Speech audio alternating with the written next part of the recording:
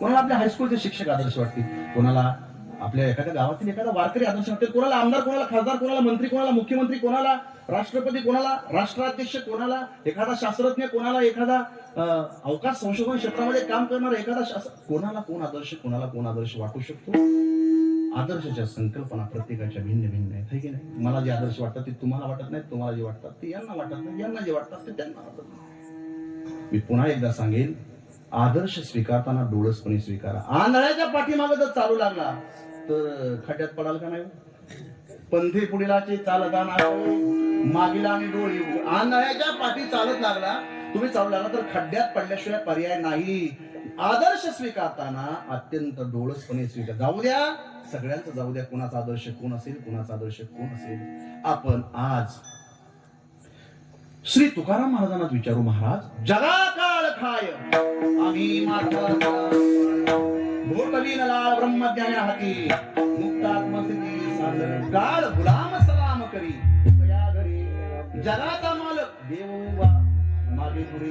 तुकोबाराया, अहो तुमचं जीवन एवढं उच्च अवस्थेला पोहोचलं, काळ तुमच्या घरी गुलाम सलाम करतो, देव तुमच्या मागं पुढे फिरतो. सांगा ना महाराज, तुमच्या जीवनातील आदर्शाची संकल्पना कशी आहे. महाराज म्हटले, तो दैववान असावा, तो शुद्ध असावा आणि त्याच्या सानिध्यामध्ये गेल्यानंतर जीवनाचं कल्याण होईल असा असावा. मग दैववान नेमकं कुणाला म्हणायचं. अभंगाचं पहिलं चरण. ज्ञाने भक्तीचा देवाला, ज्ञाने भक्तीचा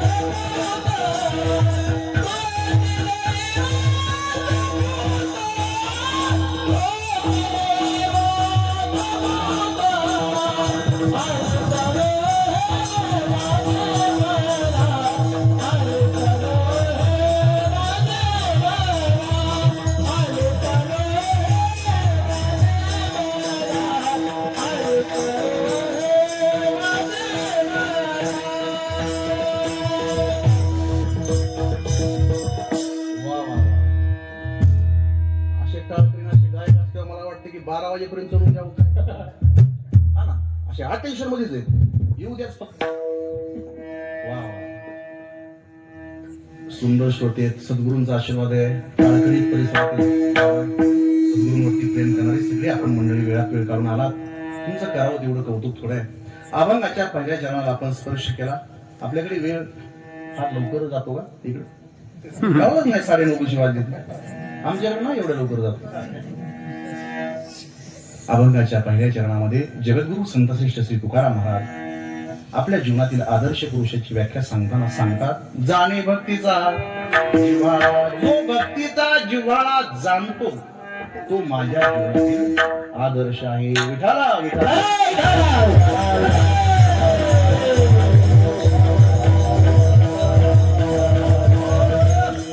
संतांचे तुमच्या माझ्यावरती फार मोठे उपकार आहे. केली उपकार सांगू मी काय, बाप न करी. जाऊ द्या, जाऊ द्या, या जाऊन या.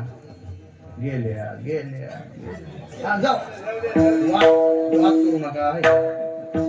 तिथं पण चुकीच नाही हो, तिथं पण जाऊ द्या, भांडणं ठरले.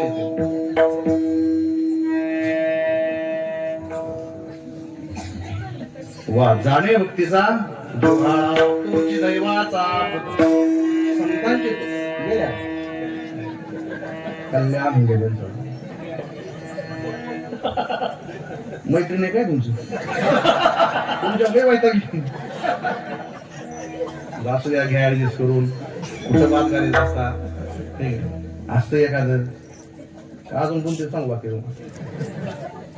द्या बाबा आहेत माझं ते सोडलं विठाला विठाला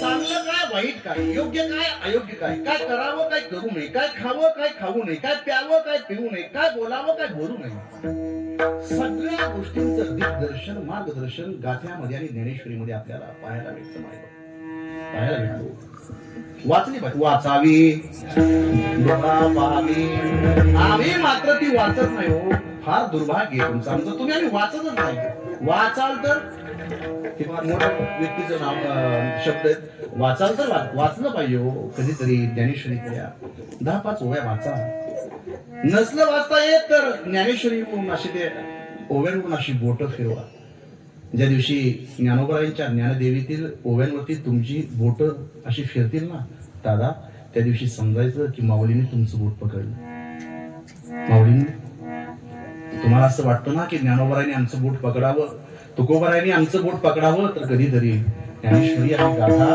ज्ञानी वाचला पाहिजे नाही वाचणं झालं तर सकाळी घरातून बाहेर पडताना ज्ञानेश्वरीचं आणि गाथ्याचं दर्शन घेऊन बाहेर पडायला फार समर्थ बापाची मी पुन्हा पुन्हा हे वाक्य जगामध्ये असं तत्वज्ञान नाही जे तत्वज्ञान या महाराष्ट्राच्या मातीमध्ये श्री तुकोबरायांनी आणि मनोबरायांनी तुमच्या माझ्याकरता ते उपलब्ध करून दिले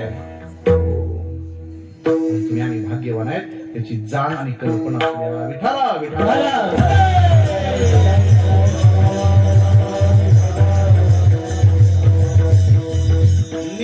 निवाडा करायचा संतांनी तुम्हाला आम्हाला शिकवलं बरं का निवाडा करायचा निवाडा कधी होतो ज्यावेळेस एकसारख्याच अनेक गोष्टी असतील रंग सारखा आकार सारखा वजन सारखं सगळं सारखं असेल आणि त्यातल्या काही गोष्टी खऱ्या असतील आणि काही खोट्या रंग आकार वजन उंची काय असेल ते सगळं सारखं चौदिक आणि मग काही खऱ्या असावेत आणि काही खोट्या असावेत आणि मग त्यावेळेस काय करावा लागतो निवाडा एक माणूस रस्त्यानं चालला आणि रस्त्यानं चालत असताना त्याला चालता चालता अचानक पिवळा धातूचा चमकणारा तुकडा भेटला पिवळा धातूचा चमकणारा तुकडा भेटला काय असेल वाव 1.5 लाखावर जाऊ द्या 2 लाखावर जाऊ काय भेटलं त्याला उचललं खिशात टाकलं अजून थोडा पुढे गेला अजून काही अंतर गेल्यानंतर त्याला पिवळा धातूचा चमकणारा तुकडा भेटला काय भेटलं सोनं भेटलं अजून थोडा पुढे गेला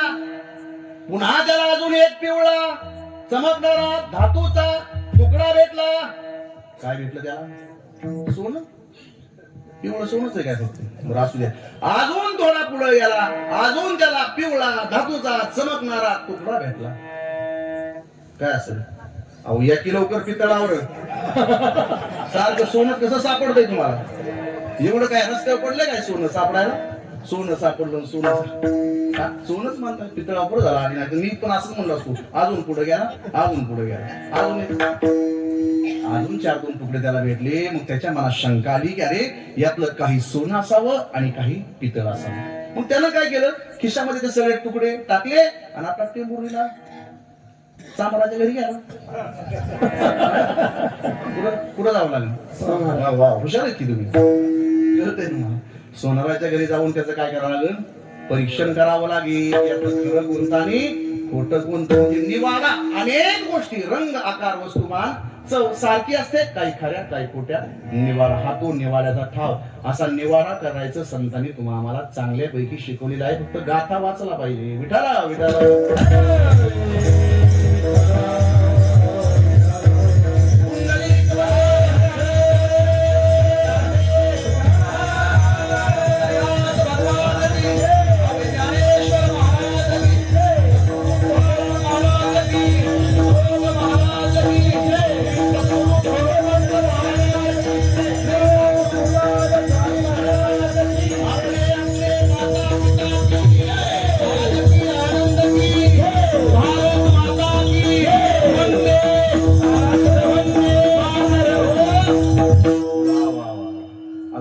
टवटवीत चेहरे झाले बघा फ्रेश.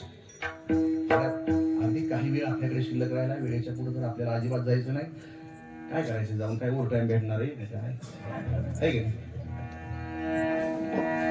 बघा आता थोडं लक्षपूर्वक कीर्तन ऐका, 15-20 मिनिटातच थांबायचंय आपल्याला. गंमत अशी झाली, एक होता राजा आणि एक होती काय पाठ आहे तुम्हाला का काय कळणार का, थांबव म्हणून मी कळणार मला सगळंच माहिती आहे.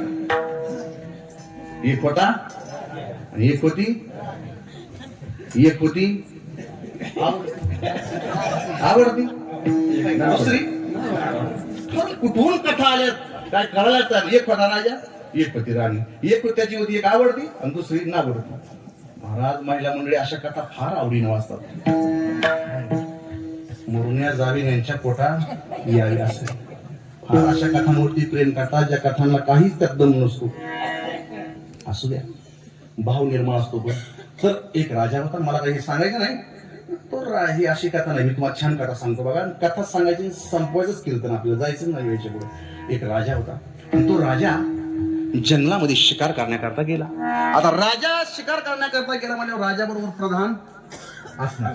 प्रधान म्हटलं की राजा बरोबर शिपाई असणार का नाही? राजा बरं, राजा प्रधान आणि शिकारी जंगलामध्ये शिकार करण्याकरता गेले. शिकार करत असताना या तिघांची चुकामुक झाली.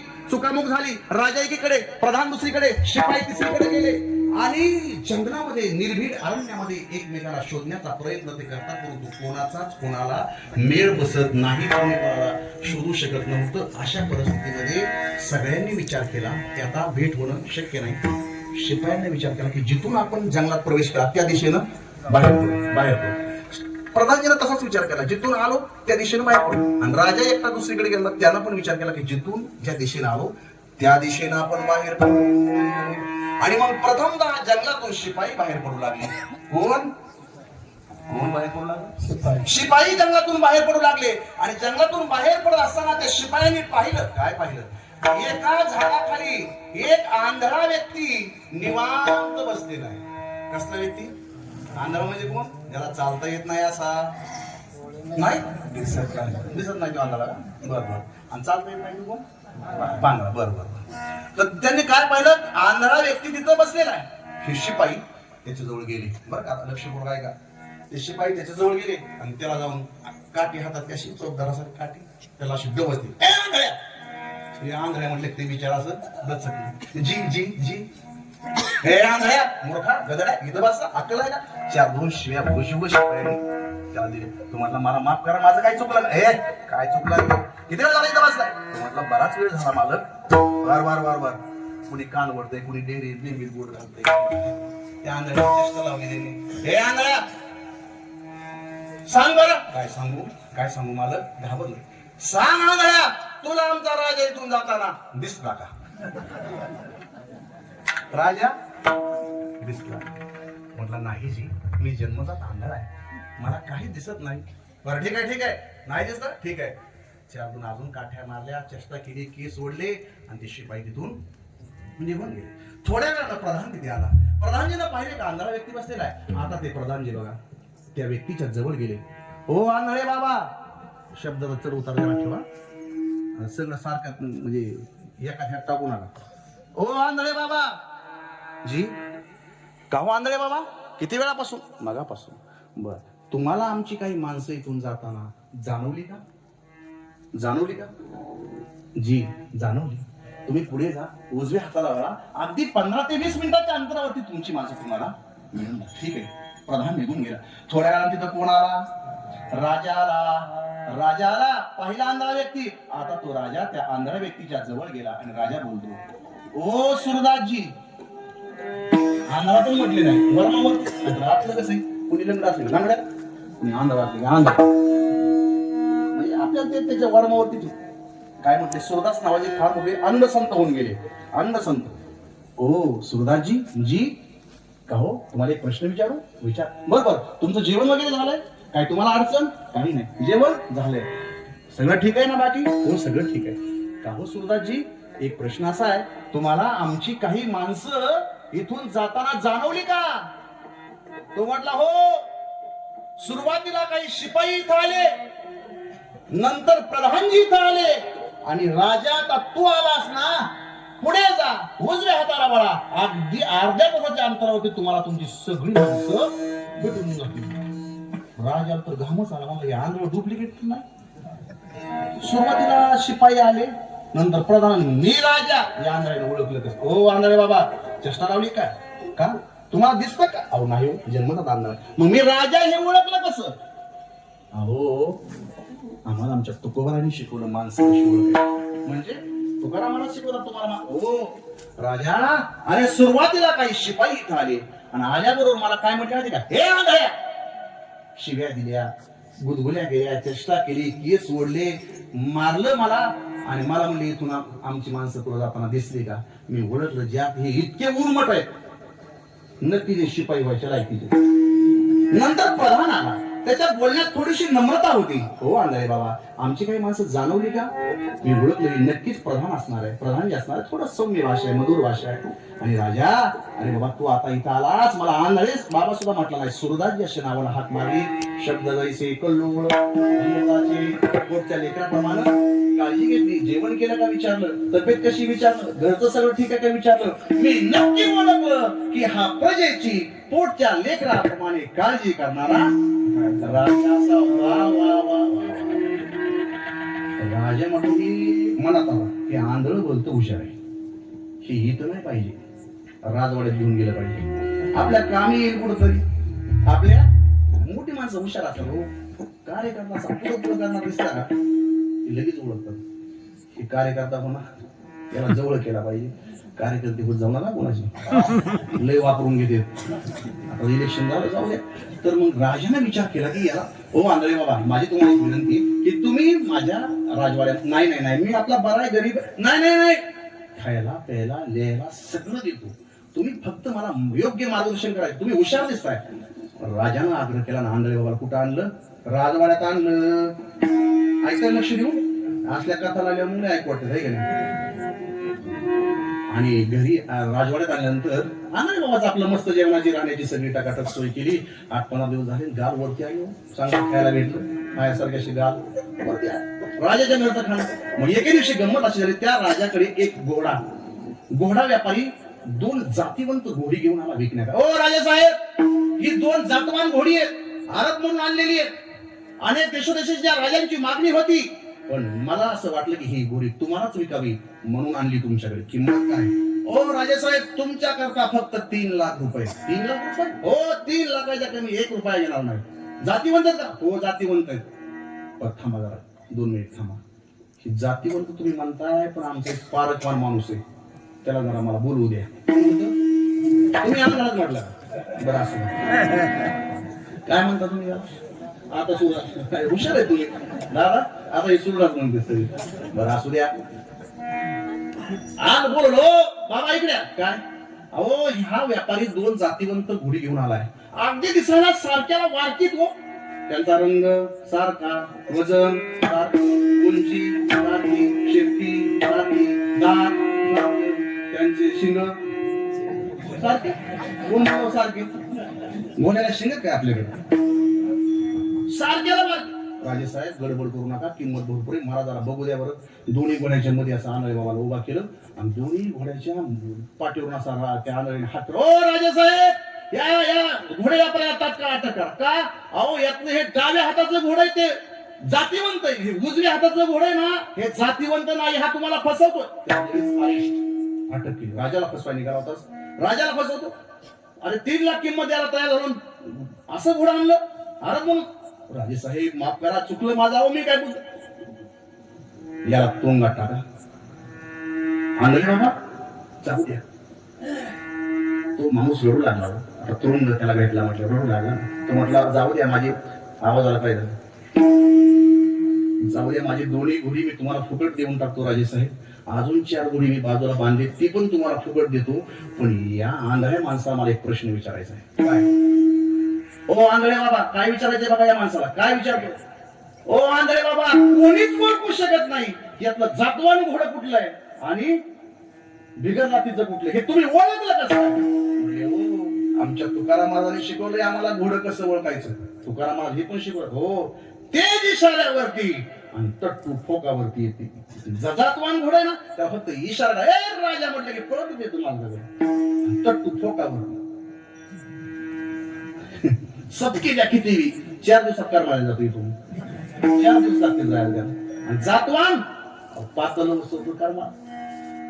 राजे साहेब आमच्या तुकाराम महाराजांनी हे शिकवले तेच इशाऱ्यावरती तट्टू ठोकावरती येते. तुम्ही काय केलं मी दोन्ही घोड्याच्या पाठीवरून हात फिरवला.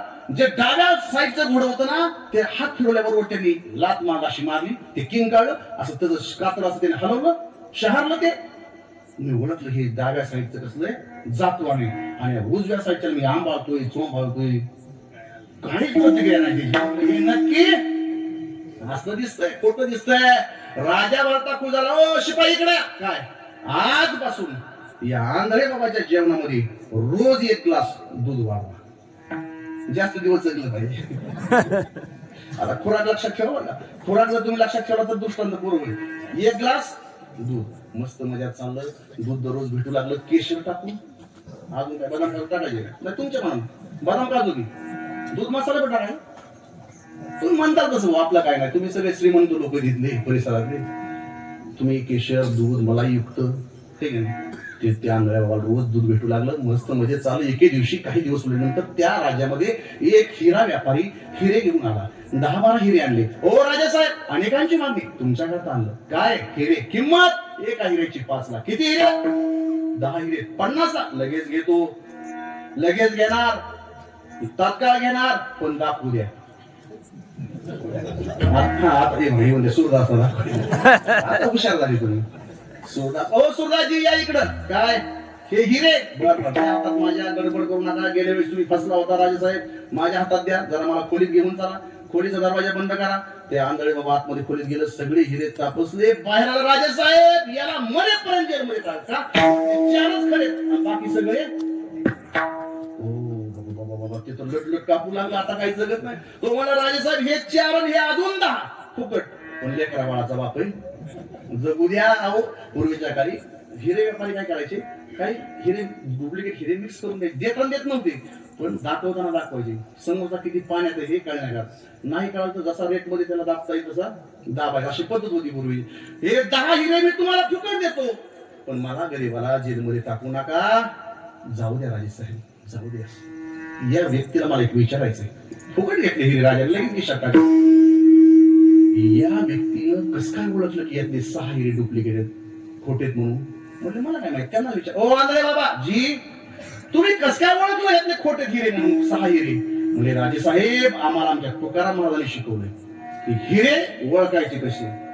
हिरे तुकाराम महाराज जे पण सांगतात हो सांगतात. काय म्हणतात महाराज तुमचे आमचे महाराज म्हणतात हिरा ठेविता आईरणी वाचे मारिता तोच मोल पावे खरा करणीचा वेचला. अहो त्या हिऱ्याला आयरनीवरती ठेवायचं वरून घणाने मारायचं बाजूला पडल फुटणार नाही. ते टणक असतो हिरा. मी हे सगळे हिरे आतमध्ये खोलीत नेऊन दाबून बघितले. चांगलं परीक्षण केलं. मी ओळखतो. अरे बापरे 50 लाखाचा फायदा फुकट 10 भेटले ना.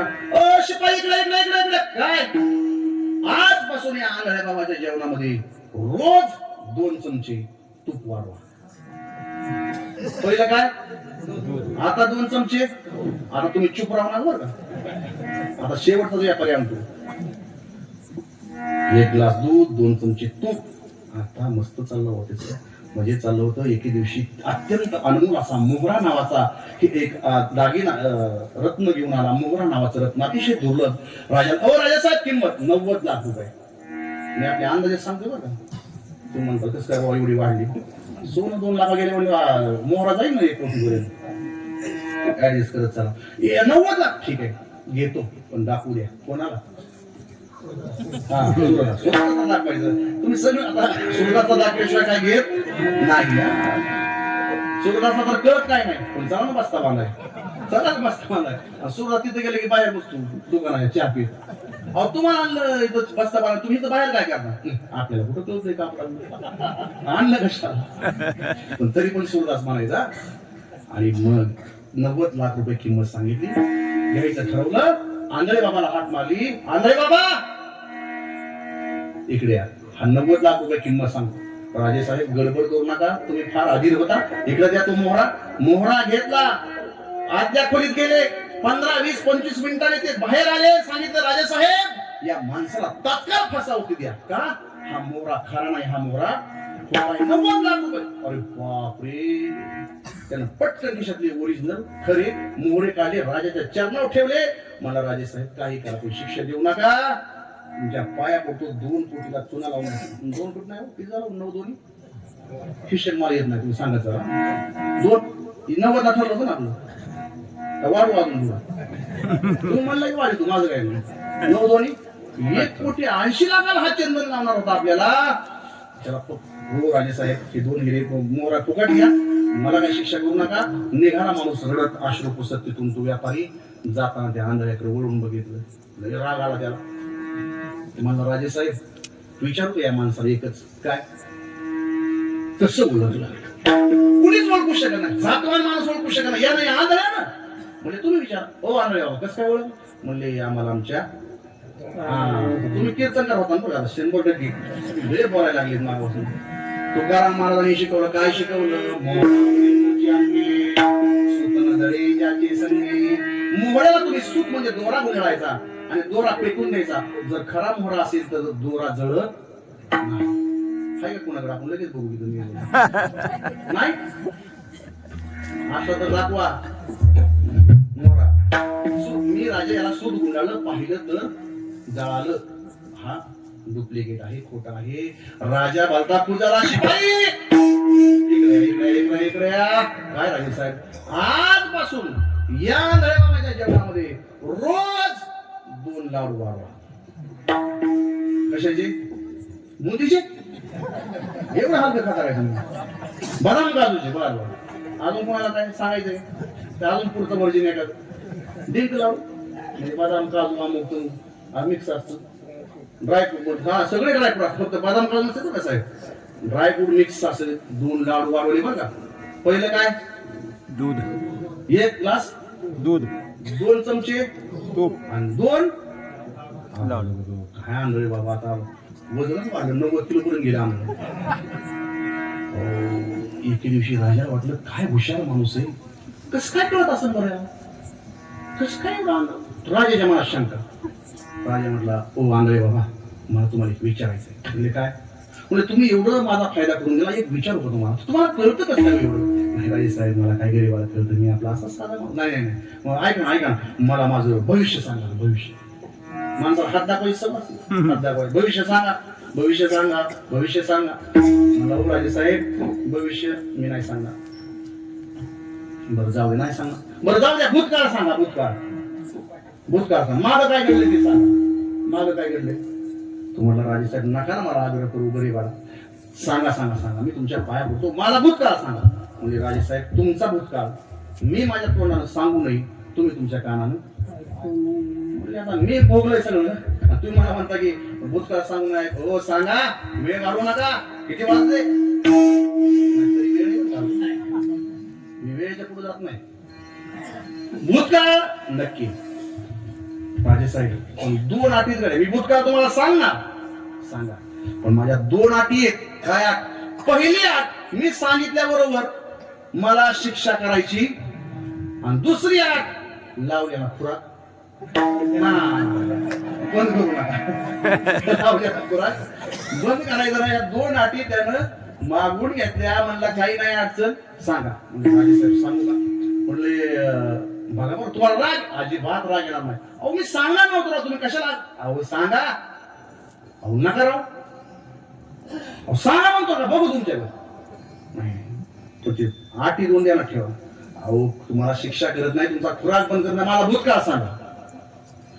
राजे इथं आपल्या 2 गावातून तिसरं कोणी नाही ना? म्हणजे कोणी नाही. एक बाबांचा शिष्य परिवार आहे आणि एक तुम्ही महाराज आहात. दोघंच येत आपण.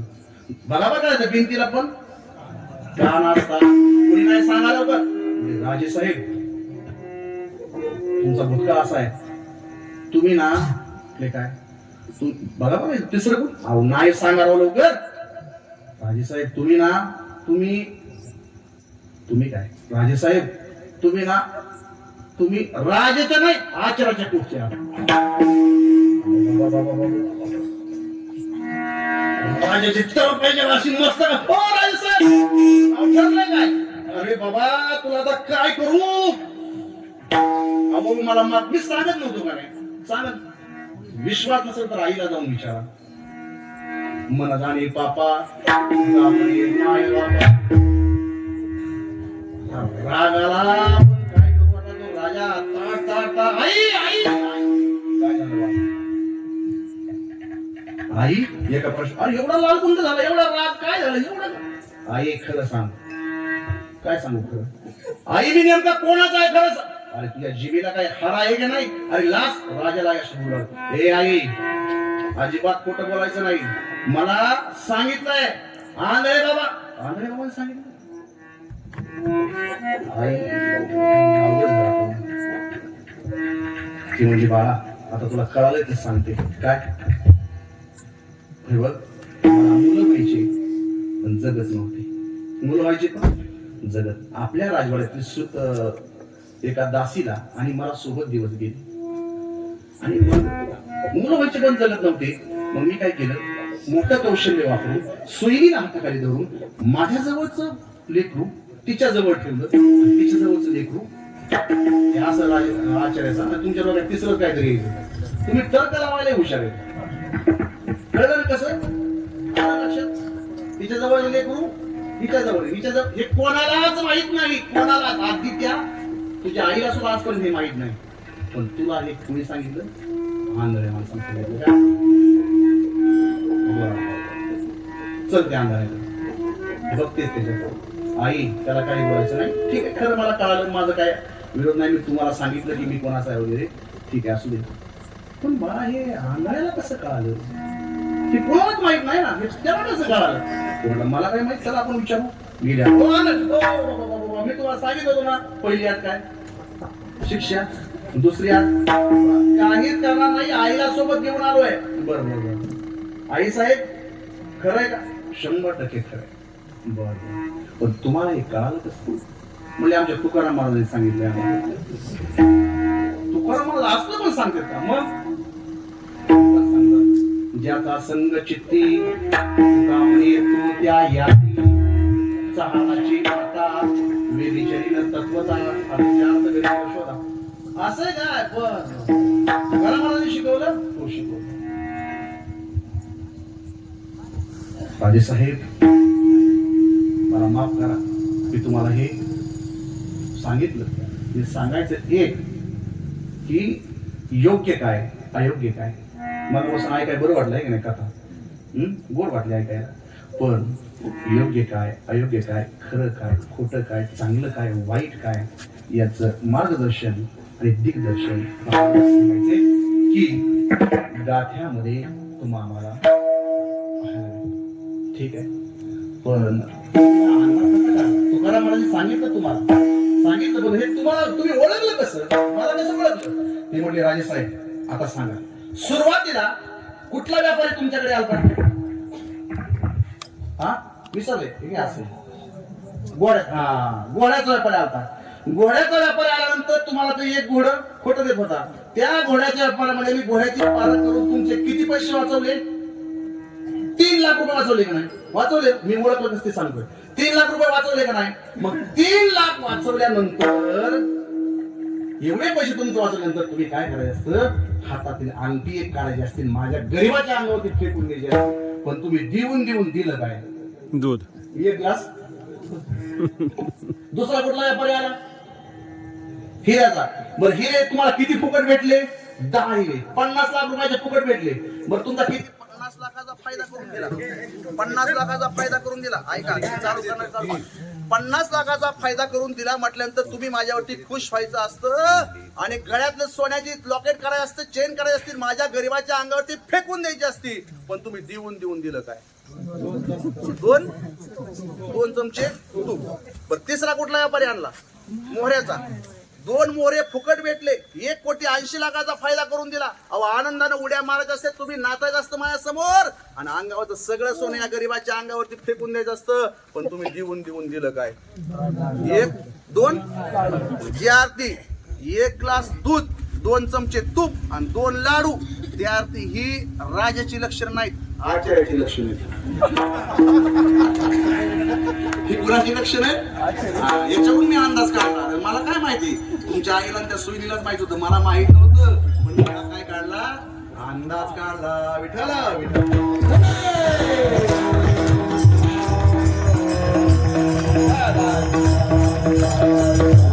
संतांचे तुमच्या माझ्यावरती फार मोठे उपकार आहे. संतांनी तुम्हाला योग्य अयोग्य काय, चांगलं वाईट काय हे शिकवलं.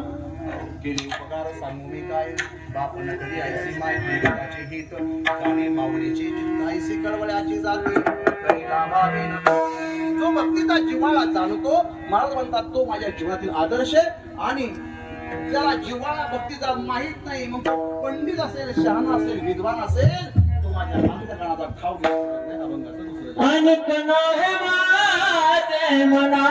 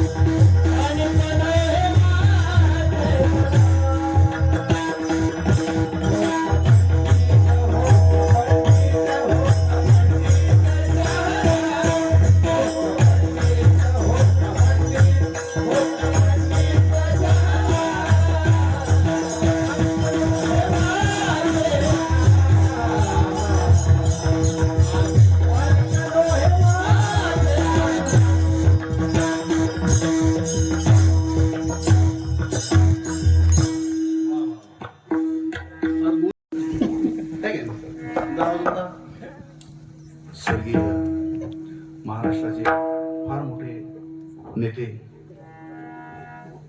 अजितदादा पवार साहेब आपल्यातून काही दिवसापूर्वी निघून गेले. आणि राजकारणाची, समाजकारणाची फार मोठी हानी, कधीही न भरून निघणारी पोकळी या महाराष्ट्रानं अनुभवली. मायबाप, खरं तर दादांचं हे अकाली जाणं अगदी 3-4 वर्षाच्या मुलांपासून ते 80-85 वर्षापर्यंतच्या नागरिकांना पाहवलं नाही. अति अफाट आणि प्रचंड दुःख महाराष्ट्राने काही दिवसापूर्वी पचवलं. लोकांना खरं तर कुणीतरी म्हटलं की या महाराष्ट्रामध्ये मोठं होण्याकरता अगोदर मरावं लागतं, मेल्याशिवाय माणसं मोठी होत. दादाचं तसंच झालं. दादा असताना कोणाला किंमत कळाली नाही, आणि दादा गेल्यानंतर लोकांना दादांचे एक गुण आठवायला लागले. आणि मग आता लोक म्हणतात नाही राहते, 70,000चा घोटाळा सुद्धा नव्हता केला दादा, नव्हताच केला. भयान आरोप दादांवरती झाले. आता त्याचं सगळे डिटेल्स आलेत की कसलाच घोटाळा झाला नाही त्याच्यामध्ये. तेव्हा ज्यावेळेस दादा सत्तेवर, ज्यावेळेस घोटाळ्याचे आरोप झाले, त्यावेळेसचं बजेट 45,000 कोटी, म्हणजे स्वतंत्र झाल्यापासून देश त्या जलसंपदा विभागाला 45,000 कोटी दिले ते, त्यांच्यावरती आरोप झाले 70,000 कोटी. एका वर्षात एवढं कुठं असो, तेही त्यांनी पचवलं. आणि असा हा महाराष्ट्राच्या मनाला हुरहुर लावणारा नेता आपल्यातून कायमचा निघून गेला. आणि विशेषतः आपल्या पश्चिम महाराष्ट्राचं फार मोठं यानं नुकसान झालं. स्वर्गीय गोपीनाथरावजी मुंडे गेले, मराठवाडा पोरका झाला. विलासराव देशमुख गेले, मराठवाडा पोरका झाला. R.R. पाटील गेले, पश्चिम महाराष्ट्र पोरका झाला. आणि पुन्हा एकदा अजितदादाच्या रूपानं आज महाराष्ट्राला कुठंतरी राजकारणात सुन्न झाल्यासारखं, बधीर झाल्यासारखं वाटतं. आणि असं वाटतं की अजून दादा कुठून येतील का काय, हे का नाही, आणि पुन्हा एकदा भाषण करतील का काय, पुन्हा एकदा राजकारणात असं वाटतं. एक मनाची भाबडी अशा आहे. अनेक लोकांना असं वाटतं की दादा गेले नसावेत, परंतु आज रोहित दादाने सांगितलं की निश्चितच दादांचं बंद पडलेलं 9 वाजलेलं घड्याळ, दादांचा स्वेटर आणि दादांचे चप्पल, या सगळ्या गोष्टी आम्ही पाहिल्यात. निश्चितच दादा आपल्यातून गेलेले आहेत. ते आज त्यांनी त्यांच्या कुटुंबियांनी सांगणं गरजेचं होतं, कारण अफवा असतात, त्या अफवांवरती विश्वास ठेवू नका असं सांगितलं. दादांना भावपूर्ण श्रद्धांजली अर्पण करू आणि आपल्या कीर्तनाकडे वळू. भजन करा विठाला विठाला.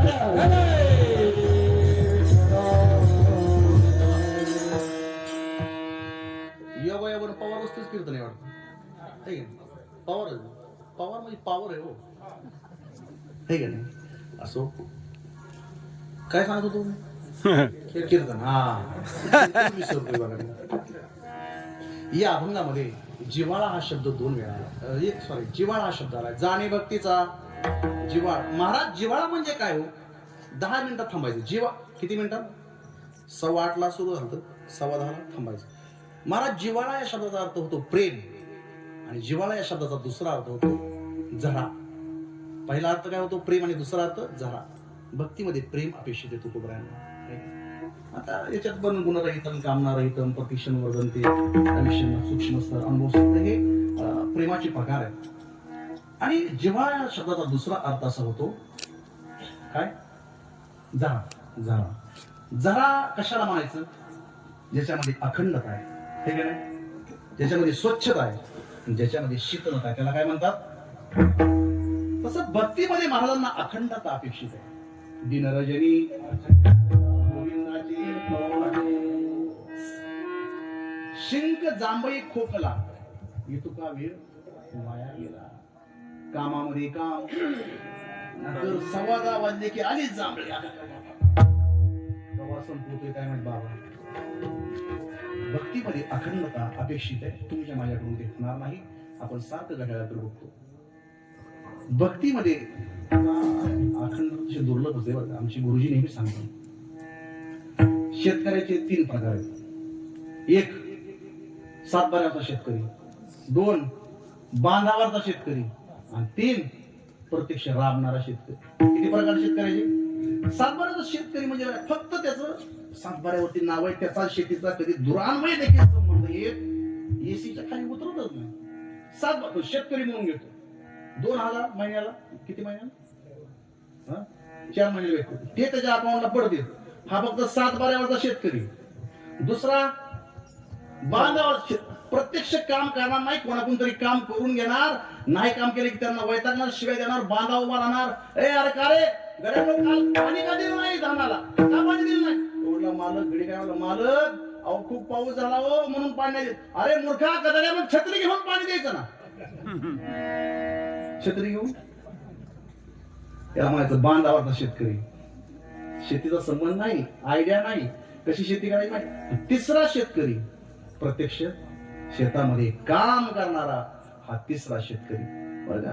आता येतो मी शेतकऱ्याचे प्रकार सांगितले, असे वारकऱ्याचे पण प्रकार आहेत. 7-12 वारकरी फक्त गळ्यात माळ. महाराज दिसले, महाराज आपल्या पण गळ्यात माळ आहे, ठीक आहे. 7-12 महाराज द्या. दुसरा बांधावरचा सप्ताह आला लगेच येणार मंदिरात, नियोजन बांधणार, अमुक लावून, आणि सप्ताह झाल्या पुन्हा वर्षभर भजन पूजन अन्नदान काही समज नाही. 3 दिवस वाटतं हाच खरा ओरिजिनल वारकरी, याच्यात पाया पडावा. हा बांधावरचा वारकरी. आणि तिसरा त्याच्या कानावर टाळ पडला का नाही. आता हे कुठून आले वारकरी? वेगवेगळ्या परिसरातून आले नाही, सगळी घरची कामं. त्यांना कीर्तन फक्त सांगावं की आज आपल्या पवार वस्तीवरती कीर्तन आहे, आणि तुम्हाला सांगायची काय गरज आहे? आम्ही येतो की संध्याकाळी, थोडा उशीर होईल. उशीर झाला पण आले का नाही? आले का नाही? उशीर होईल पण आम्ही येणार. याला म्हणायचे राबणारे वारकरी. भक्तीमध्ये अखंडता पाहिजे, स्वच्छता पाहिजे, आणि भक्तीमध्ये शीतलता. भक्ती मुळातच शीतल असते, विकारानं ती उष्ण बनते. भक्ती अखंडता, स्वच्छता, मुळात स्वच्छ असते, विकारानं ती उष्ण बनते. तुमचा आमचा हेतू काय, याला फार महत्व आहे. भगवंताला दुर्योधनाच्या घरचंही आमंत्रण होतं, आणि विदुर काकाच्या घरचंही आमंत्रण होतं, पण पंचपक्वान्नाचा त्याग केला, आणि विदुर काकाच्या घरी केळाची सालपटे देवाने. हे क्रियेला महत्व नाही हो, हेतूला भगवंत महत्व देतो. काही न लगे भावची मोर भावाचा होईना, हा जे दुष्काळ ज्ञानेश्वर भावनी.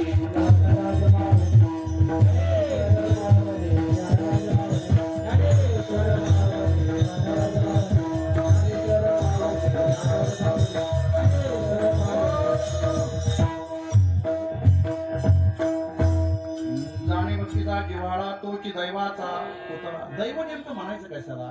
दैव जैसे कौतुके कहीच दैन्य न देखील. ज्याला स्वप्नात देखील दैन्याचं दर्शन होत नाही तो खरा दैववान. आता कोणी म्हणतो चांगली बायको भेटली, दैववान आहे. भरपूर पैसे, दैववान आहे. चांगला ऑफिसला चांगला चिटकला, दैववान आहे. आई वडील सदृढ, दैववान आहे. बीपी शुगरची गोळी नाही, छे छे छे, हे दैववान नाहीत. यांचं दैव देश काळ आणि पात्रतेमध्ये बसत नाही. माझा मामा श्रीमंत आहे भरपूर, देश काळ मला काय उपयोग? देश काळ पात्र देश सोडला की जाण्याची भीती ना, व्यक्ती सोडला की जाण्याची भीती ना, काळ उलटला की जाण्याची भीती ना आपल्या दैवानाला. माझा बाबा श्रीमंत आहे, मला काय फायदा? बरं मामाला पोरगी आहे नाही, बरं असून उपयोग नाही, माझं झालेलं आहे. म्हणजे व्यक्ती अवच्छेदकानं सामान्य दैवानाला दैन्याची भीती आहे. व्यक्तीवरून बर देश अवच्छेदकानं दैन्याची भीती. म्हणजे आपल्या पवार वस्तीवर जो श्रीमंत आहे माणूस, कंदर मध्ये गेले त्याच्यापेक्षा कोणीतरी श्रीमंत. कंदर सोडलं, कंदर मध्ये जो श्रीमंत आहे, करमाळ्यात गेले त्याच्यापेक्षा कोणीतरी श्रीमंत आहे त्याच्यापेक्षा. करमाळा सोडलं, करमाळ्यात जो श्रीमंत आहे, टेंभुर्णी त्याच्यापेक्षा कोणीतरी जास्त श्रीमंत आहे. म्हणजे देश ओरडला की दैवबाणाला, ज्याला आपण दैव म्हणतो ना, त्यांना दैन्याची भीती आहे. बरं आपल्या देशात जो श्रीमंत आहे, कोण आहे आपल्या देशात श्रीमंत?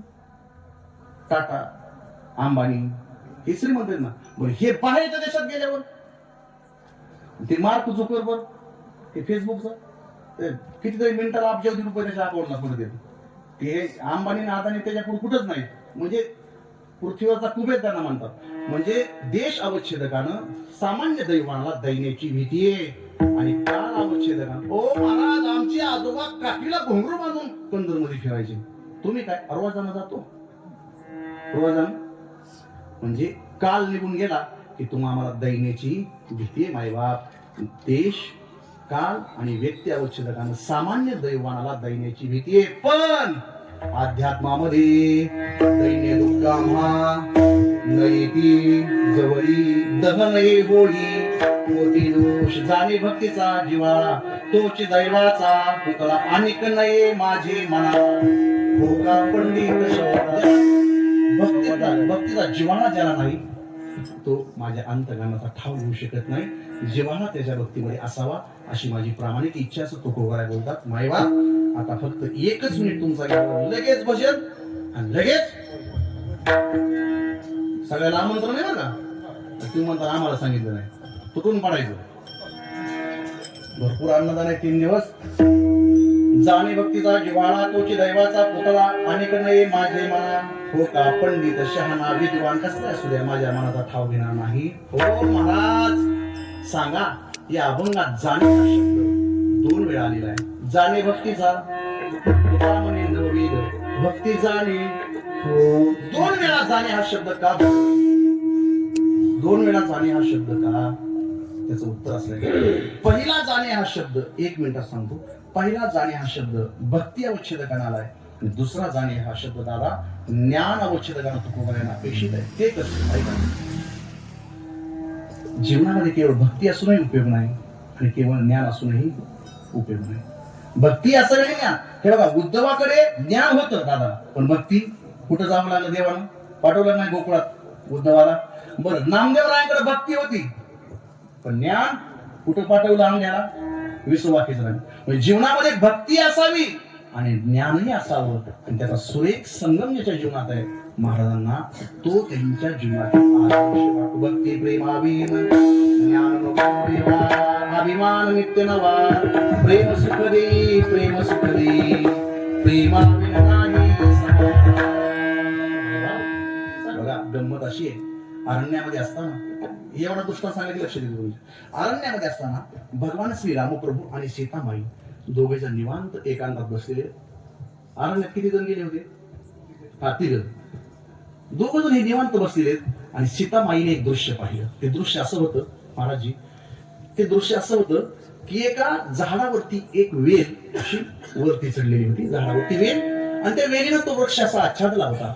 सीतामाई आणि प्रभू रामचंद्र दोघे जण बसलेत आणि सीतामाई म्हणतात, प्रभू काय सीते? प्रभू ते पहा ना. काय प्रभू? ती वेल हा पाहिली. सीते पाहिलं. प्रभू अहो ती वेल किती भाग्याची आहे की तिला असा वृक्ष मिळाला. काय बोलले सीतामाई? प्रभू ती वेल किती भाग्याची की तिला असा वृक्ष मिळाला. प्रभू म्हणतात, नाही ग सीते, तो वृक्ष किती भाग्याचा, त्याला अशी वेल मिळाली. इथं वेल म्हणजे कोण आणि वृक्ष म्हणजे कोणी? लक्षात आणा, फायली वापरा. ए सीते अगं तो वृक्ष नाही प्रभू, वेल भाग्याची. ए सीते अगं तो वृक्ष भाग्याचा सांगितलं नाही ना? प्रभू मी सांगते तेच खरं. काय भाग्याची? वेल भाग्याची. अगं नाही सीते, तो वृक्ष भाग्याचा. वृक्ष म्हणजे राम, वेल म्हणजे सीता. आता दोघांचं लागलं भांडण. आता मिटवायचं कसं? तिसरा होता की तिथे मिटवायला. ए लखन जी प्रभू इकडे इकडे इकडे इकडे इकडे. आता बराच वेळेला मोठा प्रसंग असतो की प्रश्न विचारल्यानंतर उत्तर काय द्यायचं हा बऱ्याच वेळेला असा आपला प्रश्न पडतो.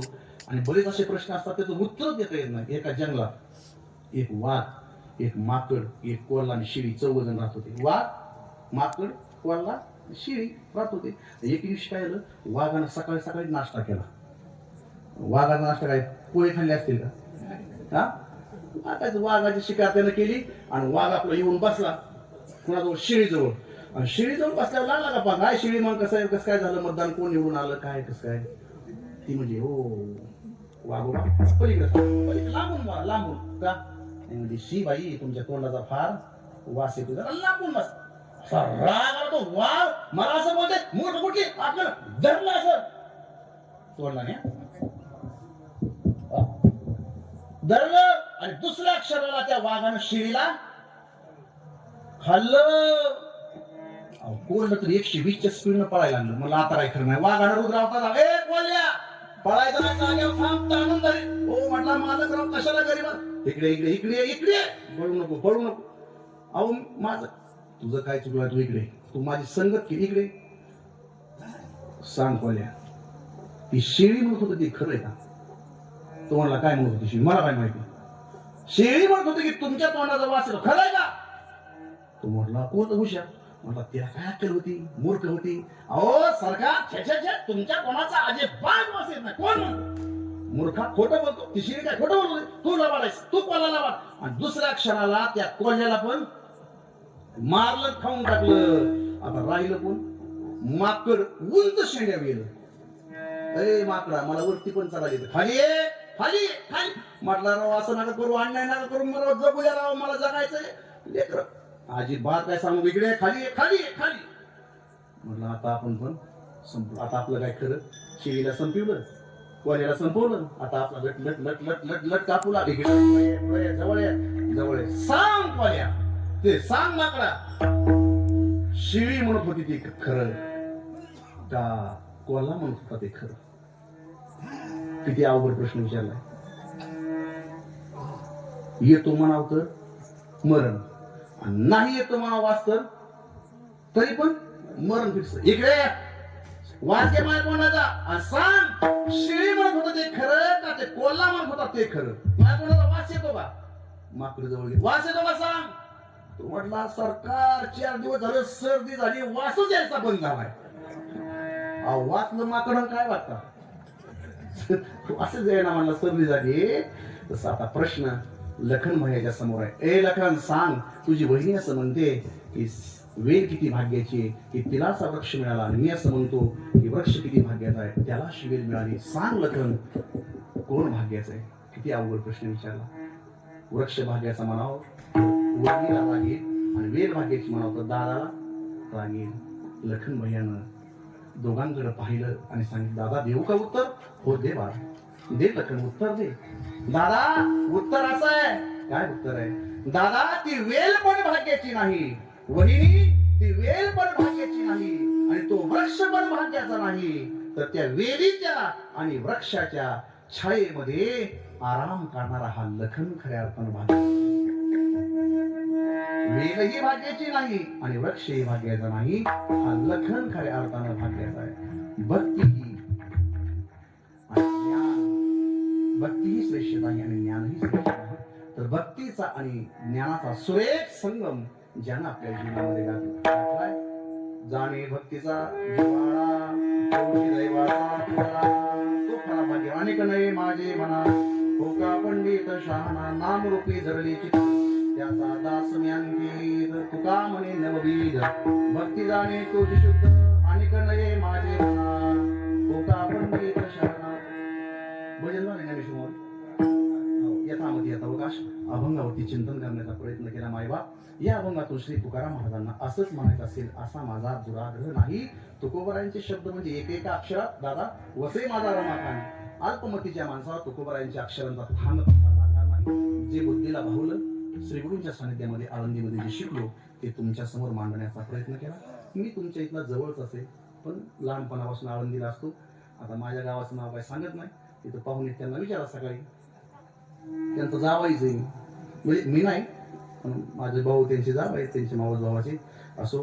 तुम्हाला देवरू श्रोत्यांना द्यावे तेवढे धन्यवाद पुढे.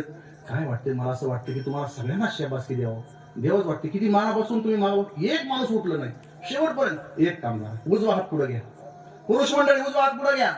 उजवा हात वा वा पुरुष पुरुष वा वा वा वा यातला उजवा हात पुढे यातला त्यातला. आता बघा असं माझ्याकडे पहा हळूहळू असं मागं जाऊ द्या असं जाऊ द्या मागं जाऊ द्या योगा करायचा आता जाऊ द्या मागं जाऊ द्या पाठीवर थापटा शाबास शाबास शाबास शाबास वा वा सगळ्यांना शाबासकी भेटली असं गृहीत धरतो. तुकाराम तुकाराम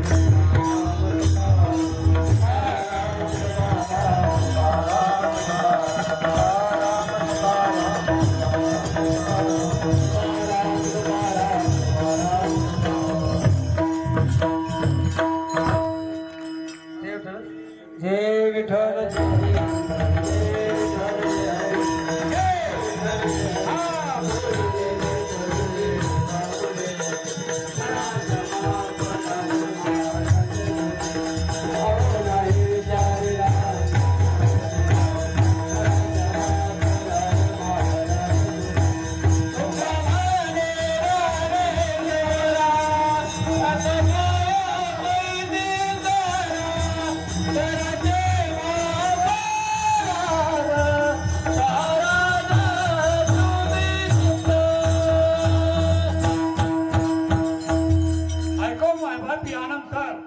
नित्य पाठाचे 12 म्हणजे भजन होईल आणि नंतर भोजन होईल.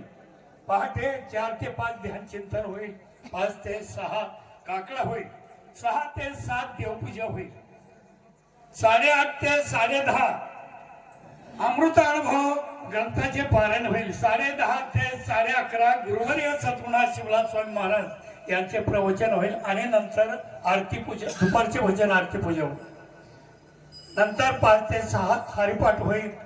6:30 ते 7:30 हरिभक्त परायण काकासाहेब भोसले कंदरकर अंबादास गरगोडे मिरगाव नवा हरिभक्त परायण बापू पाटील निमगावकर यांचे प्रवचन होईल आणि नंतर 8 ते 10 गुरुवर्य सद्गुणा शिवलाल स्वामी महाराज यांचे कीर्तन होईल. व माय